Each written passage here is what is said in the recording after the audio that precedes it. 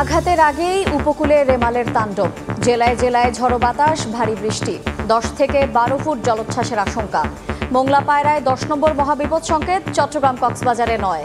দুর্যোগপ্রবণ এলাকায় বন্ধ শিক্ষা প্রতিষ্ঠান।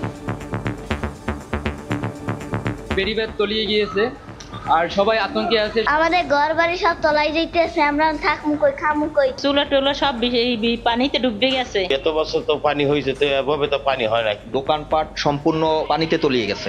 জলোচ্ছ্বাস বাতাসটা 90 থেকে 120 কিলোমিটার পর্যন্ত, কোথাও কোথাও আরো হঠাৎ করে একটু বেশিও হতে পারে।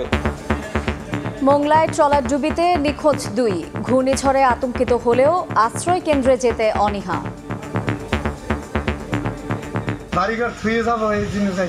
আমাদের সহায় সম্বল সবকিছু এখানে, শেষ সময় পর্যন্ত একটু দেখা। এগুলোর মায়াও ছাড়তে পারতেছে না, আবার মনে করেন ভয়তে তো ভিতরে থাকতে পারতেছে না। এই আশ্রয় কেন্দ্রে যাবো এসব ব্যাপারে কেউ কিছু জানায় না আমাদের। দেখছিলেন প্রধান শিরোনাম, দুপুরের সময়ের সঙ্গে আছে আমি শায়লা রহমান ইমা। এবার অন্যান্য শীর্ষ সংবাদ। উদ্বেগ বাড়াচ্ছে ডেঙ্গু, 5 মাসে 33 জনের মৃত্যু, আক্রান্ত প্রায় 3000।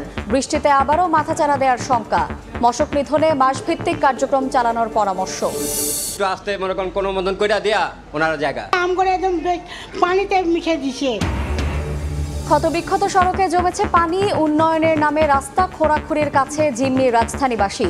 ভোগান্তির সঙ্গে বাড়ছে প্রকল্প ব্যয়, পকেট ভারী হচ্ছে ঠিকাদারের।